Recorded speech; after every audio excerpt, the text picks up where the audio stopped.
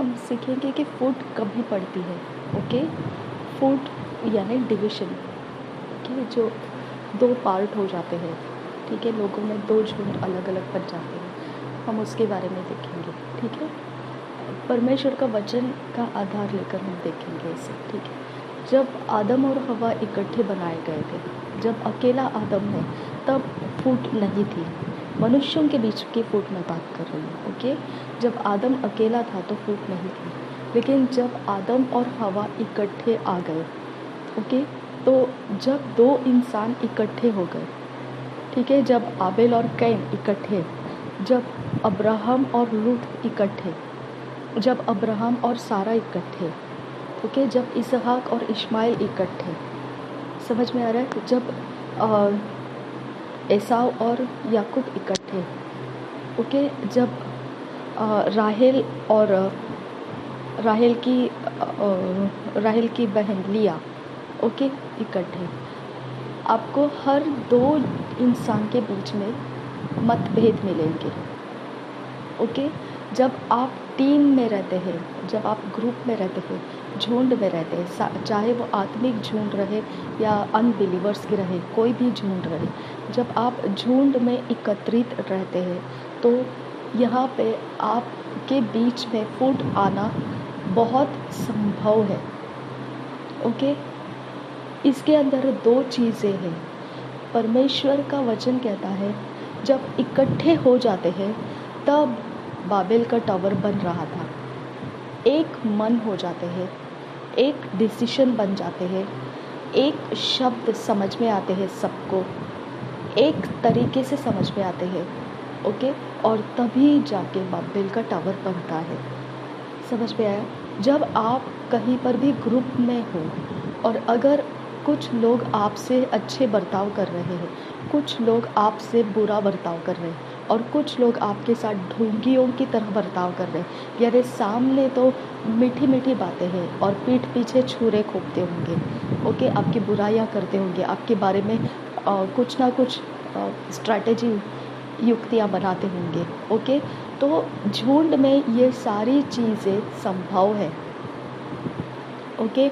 अगर आप झुंड में हैं तो, अगर आप अकेले हैं तो आप अपने तरीके से जीना स्वाभाविक है, नेचुरल है कि आप जो आपके लिए मायने करता है वो आप करेंगे, जो आपके लिए मायने नहीं करता है वो आप नहीं करेंगे, ओके।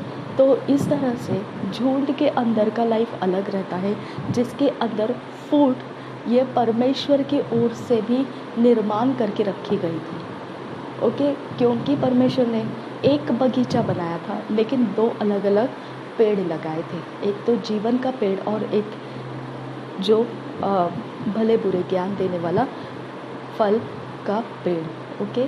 और परमेश्वर ने फूट डाल के रखा था, तूने भले बुरे पेड़ के फल को नहीं खाना है, अगर खाएगा निश्चित मृत्यु हो जाएगी, ओके। तो आपको पार्टी बनाने का मतलब दुभागने का चांस रखा था, आप चुनाव कर सकते हैं खाना है या नहीं। क्या आप परमेश्वर की पार्टी में रहना चाहते हैं या आप भले बुरे ज्ञान के फल खाकर मृत्यु की पार्टी में जाना चाहते हैं, ओके। तो परमेश्वर का व्यवस्था में दबाव नहीं था, ओके। जब तक आदम अकेला था उसने वो फल नहीं खाया था, लेकिन जब हवा आई तो हवा को जिम्मेदारी दिया गया था आदम के लिए सहायक बनने का, ठीक है। तो वहाँ पे लिखा गया है कि हवा ने परखा, ओके, हवा ने देखा, हवा ने समझा और सब कुछ जांच पड़ताल करने के बाद फैसला किया कि ये फल खाने में उचित है, क्योंकि जैसा सर्प ने कहा था बिल्कुल वैसा ही ये फल है, ओके। तो यहाँ पे निर्बुद्धि नहीं है हवा, ओके। यहाँ पे बुद्धि ज्ञान समझ हवा के पास बराबर से है, क्या खाना चाहिए क्या नहीं खाना चाहिए, ओके। और उत्पत्ति के 6 अध्याय के 3 में लिखा है मनुष्य जो भी चुनाव करता है वो शरीर को फ़ायदेमंद रहता है, उसी को उतना ही वो चुनाव करता है, शरीर के कंफर्ट के बाहर वो कोई चुनाव करना नहीं चाहता है, ओके, शरीर का लिमिट जहाँ तक उसको परमिट करेगा उतना ही वो सेक्रीफाइस करता है। शरीर का लिमिट जहाँ परमिट नहीं करेगा वहाँ पे वो सेक्रीफाइस करना बंद कर देता है। ओके, यानी अपनी समर्पण को लिमिटेड कर देता है। जहाँ पर उसका कंफर्ट, सुख सुविधाएं ख़त्म होने जाती है, वहाँ पे वो अपने सुख सुविधा के लिए बंदोबस्त करना वो लिमिट रखता है। इसके बाहर कुछ नहीं करेगा वो। ओके, जहाँ तक उसकी सुख सुविधाएं सुरक्षित है वहाँ तक वो सब कुछ करेगा परमेश्वर के लिए। जहाँ पर सुख सुविधाएं ख़त्म होने लगती है वहाँ से वो परमेश्वर के लिए कुछ भी नहीं करेगा। ओके, तो ये सुख सुविधा थी हव्वा के लिए कि फल खाना चाहिए। ओके, जैसे ही सुख सुविधा उसको पता चली कि ये खाने में सुखदाई है, ओके, बहुत ही मज़ेदार है, फ़ायदे की चीज़ है, बस सुख सुविधा उसके शरीर के अनुसार उसको मालूम पड़ गया, उसने उसको खाने के लिए चुनाव कर लिया। अब आदम उसके विरोध नहीं गया, आदम ने भी वो फल खाया। ओके, अब ये बात हम डिस्कस नहीं करेंगे कि आदम ने क्यों खाया, जब उसको तो पहले अकेला था तब उसने नहीं खाया था, अभी क्यों खाया। ओके, यहाँ पे हमारे तर्क, ओके, हम अपने गैस करके सोचना अलग बात है, लेकिन आपको इतना ही मालूम पड़ना चाहिए कि यहाँ पे परमेश्वर जो कहता है वो एक पार्टी था, सर्प जो कहता है वो अलग पार्टी था। ओके, आदम और हव्वा को चुनाव करना था वो किसकी पार्टी में रहना चाहते हैं। समझ में आया? तो आदम और हव्वा ने सैटन की पार्टी में रहना पसंद कर लिया। ओके, तो उन्होंने उसका पसंद चुनाव किस प्रकार से किया, सोच समझ कर किया, लेकिन किसके फेवर में उन्होंने सोचा, शरीर के कंफर्ट के, सुख सुविधा के फेवर में। ओके, खाने में अच्छा है, देखने में मनोहर है, चखने में अच्छा है और बुद्धि देने लायक है। ओके, और फिर सर्प ने तो बोला था सच में थोड़ी मरने वाले हैं, तुम परमेश्वर के समान बनोगे। तो वो भी उसको पता चल रहा था उस पल को देखने के बाद। इस तरह से मनुष्य जो भी चुनाव करता है पार्टी के अनुसार, क्या परमेश्वर के लिए जीना है या शैतान बोल रहा है उसके लिए जीना है, तो हर चीज़ आपको सामने जब आती है तो आप शरीर के सुख सुविधा का चौखट में ही नाप तौल करते हैं। ओके, शरीर के चौखट के अंदर, दायरे के अंदर अगर बैठता है तो आप चुन लेते हैं, चाहे परमेश्वर के विरोध भी जाता होगा आपको फ़र्क नहीं पड़ता है और आप चुन लेते हैं। ओके, और जब शरीर के सुख सुविधा से टक्कर खाने लगता है, परेशानी उठने लगती है, तब आप दोबारा ऐसे चुनाव कर लेते हैं जो शरीर की सुख सुविधा को जचते हैं। ओके, परमेश्वर के नियमों का आप पालन करना वो नहीं सोचते हैं, आप शरीर की सुविधाओं में जचता है क्या। ओके, तो आप वही रास्ता को अपने साथ ले लोगे। समझ में आया? तो यहाँ पे परमेश्वर भी फिर एक काम करता है।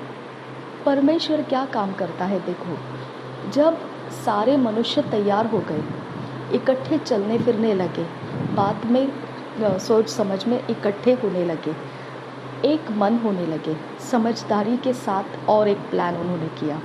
उन्होंने क्या प्लान किया, इतना ऊंचा बुरुज बनाया जाएगा कि वहाँ से दूर तक अगर कोई इंसान है तो उसकी चोटी को देख पाएगा और अपना रास्ता भटकेगा नहीं, दोबारा उस जगह पर पहुँचेगा जहाँ पर ये बुरुज है। ठीक है, अब उनके माइंड में ये सवाल, ये जवाब क्यों उठ गया था, उनके शरीर की सुविधा उसी में थी। ओके, उनके शरीर का सुख सुविधा का दायरा था वो ज़मीन के ऊपर। ओके, तो उस ज़मीन के ऊपर की वो सेंटर पॉइंट को वो खोना नहीं चाहते थे। ओके, उनको पता ही नहीं है पृथ्वी और कितनी बड़ी है। ओके, पृथ्वी में और क्या क्या होने वाला है। ओके, वो उतनी ही दायरे में सोचकर, हम भी वैसे ही सोचते हैं ना कि कि हाँ 10 साल तक हमको ये ऐसे ऐसे करना अच्छा रहेगा, क्योंकि पता नहीं ऐसे ऐसे समय रहेगा तो फिर उस समय ये भी फ़ायदे हो जाएंगे, ये भी होगा। हेल्थ इंश्योरेंस वगैरह सब ऐसे बताते हैं ना कि अभी से ऐसे ऐसे इन्वेस्ट करो तो आपको इतने सालों के अंदर ऐसे ऐसे आपको इसका बेनिफिट मिलेगा। ओके, तो कुछ तो एक मर्यादा रख के, लिमिट रख के उन्होंने भी सोचा था कि पृथ्वी के ऊपर ये जगह से हमारा कनेक्शन पकड़ा हुआ रहेगा। ओके, चाहे लोग कहीं पर भी चले जाएं। ठीक है, अब ये यहाँ पे आपको ध्यान रखना है, सर्प ने बात किया था। ओके, और परमेश्वर ने भी बात किया था, लेकिन आदम हवा जिम्मेदार थे किसकी सुने। समझ में आया? तो उस बुरुज को बनाने के वक्त में भी मनुष्य ने चुनाव किया अपनी सोच समझदारी के साथ। अब वहाँ तो पता चलता है कि सर्प ने हवा के साथ बात किया। ओके, जब हवा आदम को फल दे रही थी तब आदम के साथ किसने बात किया कि तू फल ले ले? लिखा नहीं है। ओके, काइन को गुस्सा आ गया, आबेल का सैक्रिफाइस लिया, लेकिन काइन को किसने बोला कि आबेल का लिया लेकिन काइन का रिजेक्ट किया है, काइन को नकारा गया है? किसने बोला? वहाँ नहीं लिखा है। ओके, उसका फैसला क्या बनता है कि मैं आबेल की हत्या कर दूंगा। आदम का फैसला क्या बनता है कि मैं हव्वा से फल लेकर खाऊंगा। ओके, फैसला करते वक्त हव्वा ही उसके अंदर खड़ी थी। ओके, बोलने वाले कोई भी रहे, फैसला करने वाला इंसान ही दोषी रहता है। समझ में आया आपको? तो यहाँ हमेशा याद रखो, जहाँ पे बुरुज बनने जा रहा था तो परमेश्वर ने एक सीक्रेट बताया। वो सीक्रेट ये था कि इनकी भाषा एक दूसरे को समझ में आती है। ओके, और ये एक दूसरे के खिलाफ नहीं है। ओके, क्यों खिलाफ क्यों नहीं है? क्योंकि वो एक मन के है अभी भी। ओके, यानी एक मन की समझदारी में है। अगर कोई कहता है ये अच्छा है तो उन सब लोग कहते हैं ये अच्छा है। अगर कोई कहता है ये बुरा है तो उनके साथ सब लोग कहते हैं ये बुरा है। यानी उनके अंदर झगड़े ही नहीं थे। ओके, वो एक मन में स्थिर थे, आराम से चल रहे थे। उनके सोच में जो भी चल रहा था वो सब एकत्रित एक्सेप्ट होते हुए चल रहा था, सब स्वीकार योग्य चल रहा था। अब परमेश्वर को आके उनके सोच में डिफरेंट आर्ग्यूमेंट्स डालना पड़ा, फुट डालना पड़ा। समझ में आया? अब यहाँ पे आपको ध्यान रखना है, जब हव्वा को फैसला लेना था तो उसका बेस बैकग्राउंड में शैतान की कही बात थी। ओके, अब वो परमेश्वर की कही बात को इम्पोर्टेंस नहीं दिया, इसके लिए उसने फल खाने का फैसला उठाया। लेकिन काइन के बारे में बैकग्राउंड में उसको किसने बताया कि परमेश्वर ने तुझे रिजेक्ट किया है, आबेल तेरे से आगे जा रहा है? वहाँ पे लिखा हुआ नहीं है बैकग्राउंड में कौन बात कर रहा था। ओके, लेकिन परमेश्वर बात किया, यहाँ पे लिखा हुआ है। बुरुज को बनाते वक्त परमेश्वर ने बोला ये लोग एक दूसरे के विरोध अलग अलग सोच में नहीं चल रहे हैं। हाँ, अब अलग अलग सोच जब आना है तो परमेश्वर ने सीक्रेट क्या बताया कि इनकी भाषा में गड़बड़ी डाल दो। ओके, तो सीक्रेट क्या था फुट पड़ने का? भाषा में गड़बड़ी डाल दिया। ओके, यानी कि अगर मैं ए कहूँ, ABC कहूँ, ओके, तो आज लोग बता सकते हैं कि ये इंग्लिश भाषा है। ओके, अगर मैं A कहूँ तो लोग बता सकते हैं ये हिंदी भाषा है। ओके, अगर मैं कुछ और लैंग्वेज में बोलूँ तो लोग बता सकते हैं, जैसा अन्य भाषा का पंतिकुस्त के दिन जैसा पवित्र आत्मा आने की वजह से हुआ था। ओके, अलग अलग प्रांतों के लोगों ने वहाँ अपनी अपनी भाषा को सुना। ओके, सब बोल रहे थे ये तो मेरी बोली बोल रहा है, वो अलग बोल रहा था, वो लोग बोल रहे थे ये तो मेरी बोली बोल रहा है, दूसरा बोल रहा था, वो भी बोल रहा है कि ये तो मेरी बोली बोल रहा है। यानी उनकी बोली वहाँ पे लोग इकट्ठे हुए थे, सब की बोलियाँ वो पंतीकोस्त के दिन पवित्र आत्मा आने के बाद में अन्य भाषा में वो चेले वहाँ प्रार्थना में रुके हुए थे, वो बोलने लगे थे। ओके, और लोग उसको समझ के साथ बता रहे थे, लेकिन वही लोग एक दूसरे की बोली को नहीं समझते थे। जिसकी बोली है वही कह रहा था ये मेरी बोली है। ओके, दूसरा नहीं कह रहा था ये तेरी है, ये तेरी है, ये उसकी है, ये इसकी है, ऐसे नहीं बता रहा था। यानी वो एक दूसरे की बोली को नहीं समझ रहे थे, वो अपनी खुद की बोली को समझ रहे थे। समझ में आया?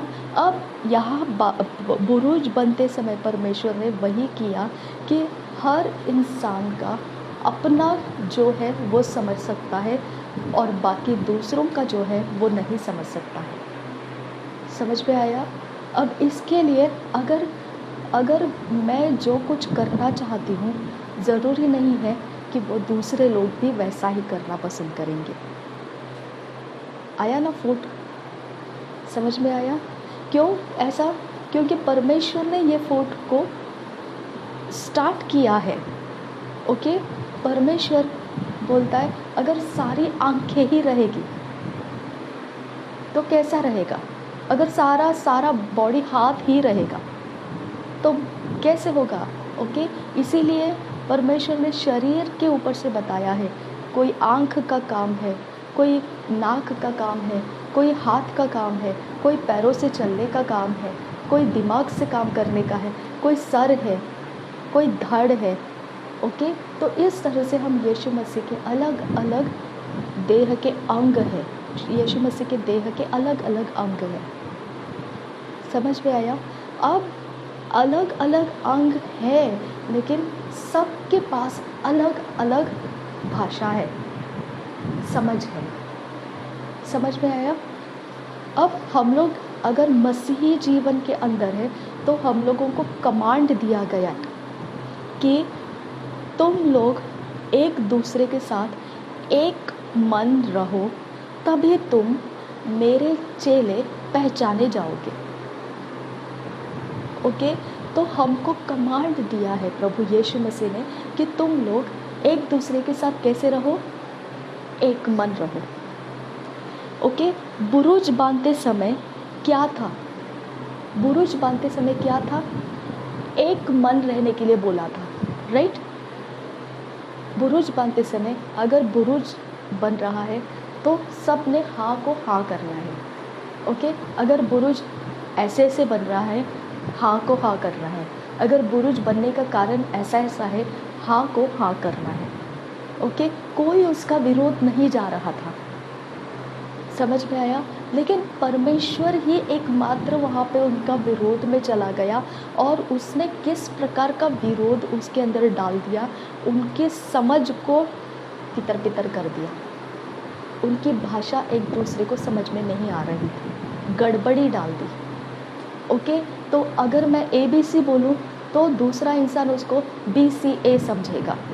ओके, तीसरा इंसान इसको CBA समझेगा, चौथा इंसान उसको BAC ऐसा समझेगा, उलट पुलट समझेगा। भाषा वही है, लेकिन उसको समझने का ज्ञान कैसा दिया परमेश्वर ने? उलट पुलट कर दिया। समझ में आया आपको? तो ये उलट पुलट होने के कारण अब जब मैं ABC लाखों बार बोलूँ तो भी दूसरा इंसान उसको जो समझ में आता है वही बोलेगा। वो बोलेगा हाँ CBA। मैं बोलूँगी अरे भाई मैं ABC बोल रही हूँ, वो बोलेगा हाँ BCA। ओके, तो इसका मतलब क्या है? वो समझ नहीं पा रहा है मेरा बोलने का अर्थ क्या है। समझ में आया? अब वो नहीं समझ पा रहा है तो हम लोग उसके साथ क्या काम कर सकते हैं? कुछ भी नहीं। ओके, क्योंकि वो मेरी भाषा नहीं समझ रहा है तो वो मेरी इच्छा के अनुसार कैसे करेगा, है ना? तो अगर वो मैं कहूँगी उसकी ही समझदारी के अनुसार मैं कहूँगी कि ये कलर फॉर एग्ज़ाम्पल ये कलर ब्लू है, तो उसकी समझदारी के अनुसार वो बोलेगा ये लाइट ब्लू है और वो डार्क ब्लू है। ओके, तीसरा बोलेगा ये वाला जो है ये मीडियम ब्लू है। चौथा बोलेगा ये सब कलर ब्लू है। ओके, पांचवा बोलेगा इसको सी ब्लू भी बोल सकते हैं, स्काई ब्लू भी बोल सकते हैं। ओके, यानी एक नाम ब्लू, लेकिन समझ देखो सबके पास कितनी अलग अलग है। ओके, अब मैं अगर कहूँगी इसको स्काई ब्लू कलर में बनाना है, ओके, तो स्काई ब्लू जिसके पास मालूम है वही इंसान उसको परफेक्ट तरीके से बना सकेगा। बाकी बोलेंगे यही तो है स्काई ब्लू, इसके अलावा कौन सा स्काई ब्लू रहता है। ओके, परफेक्शन में नहीं बना सकेंगे। ठीक है, तो डिसयूनिटी के कारण वहाँ पे आप क्या कर देंगे, आपकी मर्ज़ी पूरी नहीं हो सकती है, आपको मान लेना पड़ता है। ठीक है, चलो ये भी ठीक है। समझ में आया? तो उसके लिए क्या नाम क्या आ गया, कॉम्प्रोमाइज़, समझौता। ओके, आज हम टीम वर्क में हैं, हम चर्च के ग्रुप एक्टिविटीज़ में हैं, हम कोई कंपनी के ग्रुप एक्टिविटीज़ में हैं, हम कहीं पर भी है तो हमको समझौता के साथ रहने की जिम्मेदारी रखी गई है। ओके, आपकी हाँ में हाँ हर साल हर दिन हर पल नहीं रहेगा। कभी आपको हाँ के बदले में ना को स्वीकारना पड़ता है, कभी ना के बदले में हाँ को स्वीकारना पड़ता है, कभी बहुत अच्छा स्वीकारना पड़ता है, कभी बुरा स्वीकारना पड़ता है। लेकिन टीम में आप एकमात्र वन मैन शो नहीं कर सकते हैं। समझ में आया? क्योंकि टीम का बेनिफिट ये रहता है सबके पास अलग अलग समझ है। ओके, उसी अलग अलग समझ के अंदर से सुंदरता बनती है। समझा? अगर ऐसा नहीं रहता तो परमेश्वर ने एक ही समझ वो बुरुज बनाते वक्त रखी होती, उसको तितर पितर गड़बड़ी में नहीं डाला होता। समझ में आया? तो परमेश्वर ने मसीह का देह भी वैसा ही कहा है, एक ही आंख नहीं है, एक ही हाथ नहीं है। तो हम जिद नहीं लगा सकते हैं कि हम सब एकत्रित एक मन रहेंगे। नहीं, हमको कॉम्प्रोमाइज़ करके एकत्रित रहना पड़ता है, समझौता करके रहना पड़ता है। समझ में आया? तो ये फोट लोथ और अब्राहम के वक्त भी पड़ गई। ओके, लोथ के समझ में क्या आ गया कि हमारी भेड़ बकरियां सब बहुत बढ़ रही है, तो हमको एक बहुत अच्छी ज़मीन की ज़रूरत है, तो अब्राहम लेने से पहले ही हमने इसे ले लेना है। काइन में क्या फूट का समझ आ गया, आबेल आगे आगे जा रहा है, आबेल अगर आगे पहुंच गया तो मुझे तो कोई चांस ही नहीं है, और परमेश्वर मेरी ओर तो ध्यान नहीं दे रहा है, तो अब मैंने आबेल को ही हत्या कर देना है। ओके, आबेल की हत्या हो गई। लूत के चरवाहों ने लड़ाई झगड़े किए, अब्राहम ने उसको छोड़ दिया, चलो जाओ जहाँ पर जाना है जाओ। ओके, ईसा और याकूब के बीच में क्या हो गया, याकूब ने बोला नहीं, रिबका उसकी मम्मी थी, उसको बोला नहीं, परमेश्वर का तो क्रोध आ जाएगा मेरे ऊपर, मैं ऐसा काम नहीं कर सकता हूँ। ओके, लेकिन रिबका ने क्या बोला, वो सारा श्राप जो इसहाक तुझ पर डालेगा वो रिबका के ऊपर आ जाए, तो रिबका उसे ले लेगी, लेकिन तू इस बात को हाँ में हाँ कर। ओके, और एसाव और फंस गया और याकूब आगे निकल गया। ओके, राहेल और लिया में क्या हो गया, राहेल बहुत सुंदर थी, लिया थोड़ा सा कम सुंदर थी, देखने में भी धुंधली आंखें थी, और याकूब का मन उसके ऊपर नहीं लगता था। इसकी वजह से याकूब के लिए राहेल ही महत्व रखती थी। लेकिन क्या हो गया, फूट पड़ गई और राहेल लिया दोनों को साथ में लेके याकूब ने कष्ट को सहन किया। ओके, अब कॉम्प्रोमाइज़ लाइफ जीना शुरू कर दिया ईसाव के कारण, क्योंकि उसने ईसाव को धोखा दिया था। कॉम्प्रोमाइज़ लाइफ आ गया याकूब के पास। समझ में आया? तो आगे भी आप देखोगे यहूदा इस्करियोत यीशु मसीह के 12 चेलों के बीच में था, लेकिन फिर भी जानते हुए भी कॉम्प्रोमाइज़्ड लाइफ यीशु मसीह ने जिया, समझ के साथ जिया, समझौता के साथ जिया। उसको पता है कि ये हमको पकड़ के देने वाला है। ओके, कॉम्प्रोमाइज़्ड लाइफ, ठीक है, चलो जहाँ तक तुझे रुकना है रुक, और बाद में मुझे पकड़वा के दे और तेरा काम जल्दी से ख़त्म कर और चल निकल जा। आमीन। तो हमको कॉम्प्रोमाइज़्ड लाइफ में ही जीना पड़ता है। ये फोर्ट को लेके तमाशा नहीं बना सकते हैं। समझ में आया? फूड हमारी समझ के अंदर से कॉम्प्रोमाइज़ करने की तैयारी नहीं है, इसकी वजह से वो फूड प्रबल हो जाता है और टूट जाते हैं, रिश्ते टूट जाते हैं, काम बिगड़ जाते हैं, अच्छी तरक्की, अच्छी उन्नति रुक जाती है, भले बातें रुक जाती हैं। ओके, क्योंकि आपके समझ के अंदर अपरिपक्वता है। ओके, कॉम्प्रोमाइज़ लाइफ नहीं है। ओके, तो शरीर के दृष्टि में आपको समझौता के साथ जीना पड़ता है, क्योंकि समझौता के कारण आप भिन्न भिन्न समझ के दिमाग इकट्ठे रख के आपका एंड ब्यूटीफुल बना सकते हैं। ओके, लेकिन अगर आपने समझौता नहीं रखा, आप समझदारी के साथ नहीं रहेंगे एक दूसरे के साथ, तो फिर आप चाहे जितना भी अक्ल लड़ाओ, आप बदसूरत दिखेंगे अपरिपक्व के कारण, अपरिपक्व दिमाग है इसके कारण। ओके, तो इस तरह से फूड को हमने एक ब्यूटी समझ के लेना है। अगर फूड बढ़ रही है, अगर भेद बढ़ रहे हैं, अगर बहुत ही बुरा नतीजा निकल रहा है, इट्स ओके, नो प्रॉब्लम। आप अलग जगह में निकल जाओ, कुछ और करने के लिए चले जाओ, लेकिन आपको ध्यान रखना है फूड आपका दुश्मन नहीं है। ओके, जब उसके ऊपर आप ज़्यादा देर दबाव रखेंगे, फूड की ही मात्रा को दबाव से बढ़ाते रहेंगे, तो वो टूट जाएगा। ओके, वो रिश्ता टूट जाएगा, वो चीज़ टूट जाएगी, कुछ भी टूट जाएगा। लेकिन अगर फूड को आप एक समझदारी के साथ लेंगे, अच्छा तो ये करने से ऐसा होगा, आप बोल रहे हैं, ओके ओके ओके, तो ये हमको पता नहीं था, चलो हम इस तरह से करके देखते हैं। ओके, अगर आप बोलेंगे अच्छा आपने ऐसा कहा है, मैं तो ऐसे कह रहे, लेकिन आप ऐसे कह रहे, ठीक है, इस तरह से करके देखेंगे, इससे भी कुछ तो ब्यूटीफुल चीज़ हम तैयार कर सकते हैं। ये तरह से हमको अपने मैंपन को ख़त्म करके कॉम्प्रोमाइज़ लाइफ में आप समझौता के साथ अगर कोई बिजनेस करते हैं या कोई फैमिली में है या किसी प्रकार के टीम वर्क में है, ओके, कुछ भी आप कर रहे हैं, अगर आप कॉम्प्रोमाइज़ में जीने का सही ढंग सीख लेंगे तो ब्यूटीफुल लाइफ आपका बन जाता है, ब्यूटीफुल लाइफ।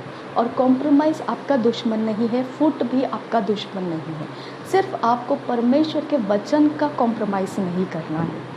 ओके, जहाँ तक शरीर के कंफर्ट एरिया की बात है, आप उसमें चलो आपको येलो कलर पसंद है और लोग आपको पिंक कलर दे रहे, इट्स ओके, कलर है, उससे आपका आत्मिक जीवन खराब नहीं होता है।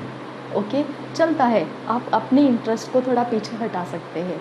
ओके, आप ये देखना है क्या ये ब्यूटीफुल है, अगर अलग अलग दिमाग से हो रहा है, क्या ये ब्यूटीफुल कुछ प्रोडक्ट बनता है, ब्यूटीफुल एंड इसको मिलता है, जो हमको चाहिए वो मिल रहा है क्या।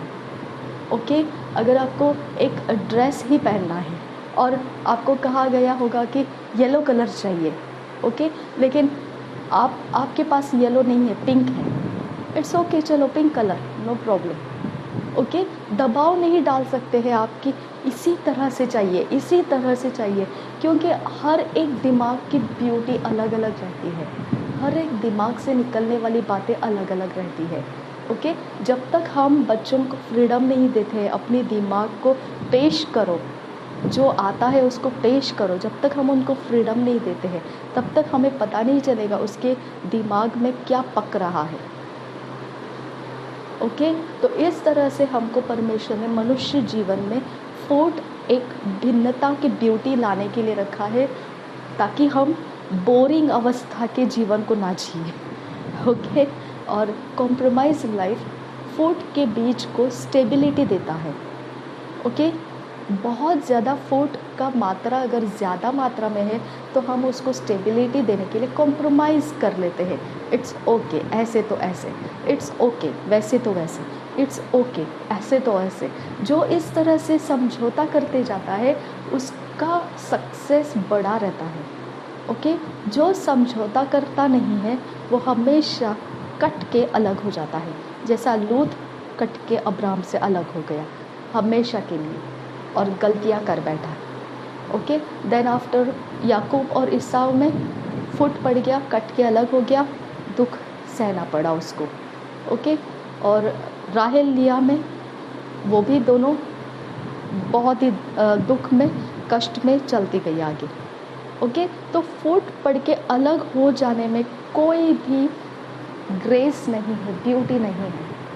ओके, कोई फेवर नहीं है, कोई ब्यूटी नहीं है, लेकिन फूट के मध्य में स्टेबिलिटी लेकर रहना, दैट इज़ ब्यूटीफुल थिंग। समझ में आया? तो फूट गिरता है तो आपको ध्यान रखना है, compromise life is best life. लेकिन कहाँ से कहाँ तक? जहाँ तक आपको वचन का प्रेशर, वचन तोड़ने का प्रेशर नहीं आता है। ओके, जब वचन टूटने लगता है या आपका आत्मिक जीवन दांव पे लग जाता है, इट्स ओके, टूट के अलग हो जाओ, we can not help that situation. Okay, आप ब्यूटीफुल बनाने से अच्छा है कि आपका स्पिरिचुअल ब्यूटी को बनाए रखो। ओके, सो फूड और कॉम्प्रोमाइज़ इट्स नॉट एनिमी। उसको हमने फूड है तो कॉम्प्रोमाइज़ करके स्टेबिलिटी ला सकते हैं। ठीक है, ये ब्लेसिंग है हमारे लिए।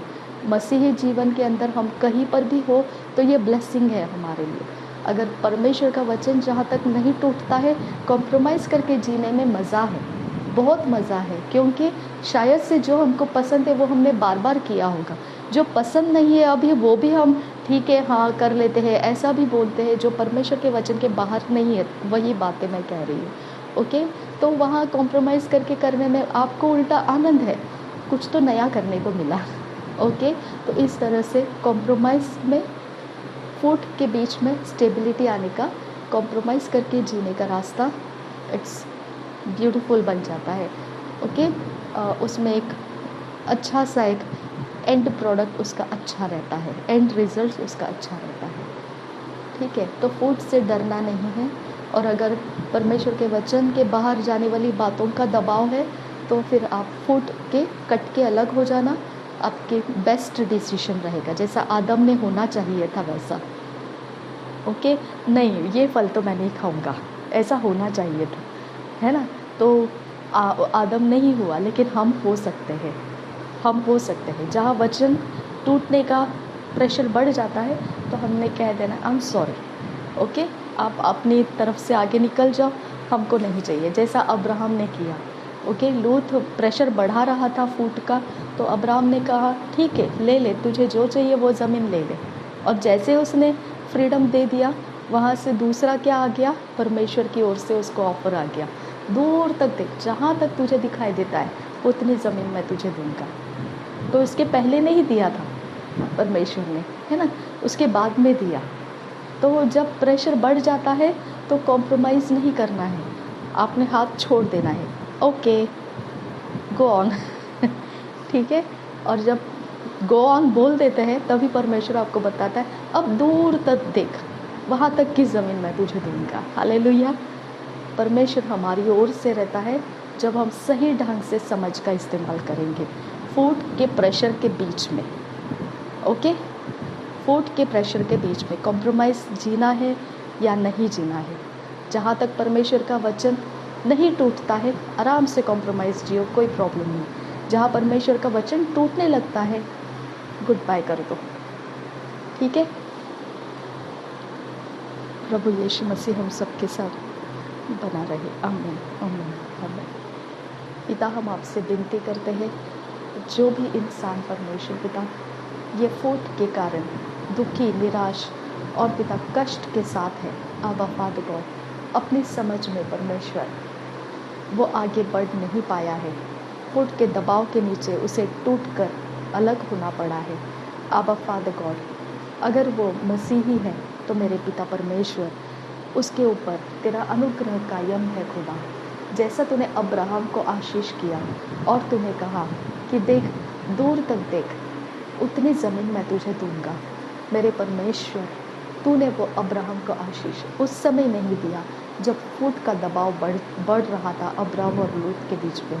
पिता, जब परमेश्वर हमने पिता अपने कोई भी हिस्से को, तेरे वचन टूटना नहीं चाहिए, इसके लिए फूट के प्रेशर के नीचे आकर अगर हम अलग निकल आए हैं तो मेरे पिता परमेश्वर, हम निश्चित विश्वास के साथ कहते हैं कि तू हमारी ओर से है और तू अब्राहम की तरह हमारे लिए भी अपने शब्दों को बोल चुका है।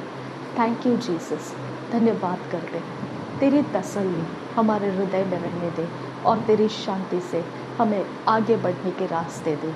मेरे पिता, तू हमारे साथ है और हम परमेश्वर तेरे साथ जब है तो तू हमारा शरण स्थान है, हमारा गढ़ है, हमारा मजबूत धैर्य देने वाला तू आश्रय स्थान है। Thank you Jesus. Thank you Holi spirit. धन्यवाद करते हैं पिता। हम इस फोर्ट के बीच में कॉम्प्रोमाइज़ किस जगह तक करते हैं उसका भी प्रतिफल तूने हमें रखा है। तूने कहा धीरज के साथ सहते जाओ। मेरे पिता, तेरा वचन है धीरज के साथ सहते जाओ। अगर तुमको एक मील कोई फुसला कर लेकर जाता है, धोखा देकर लेकर जाता है, उसके साथ तुम 2 मील चले जाओ। अगर एक आपका कोई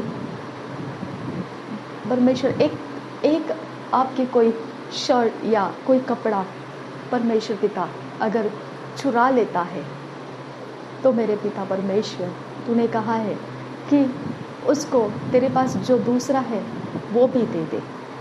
मेरे खुदा परमेश्वर तेरे रास्ते ये कॉम्प्रोमाइज़ कैसे करना है वो हमें सिखाता है। मेरे पिता परमेश्वर, दी एटीट्यूड्स ऑफ जीसस हमें शरीर के कंफर्ट जोन में कॉम्प्रोमाइज़ लाइफ किस तरह से जीना है और फुट के बीच में कॉम्प्रोमाइज़ के साथ ब्यूटीफुल स्टेबिलिटी कैसे लाना है, ये हमें तो सिखाता है।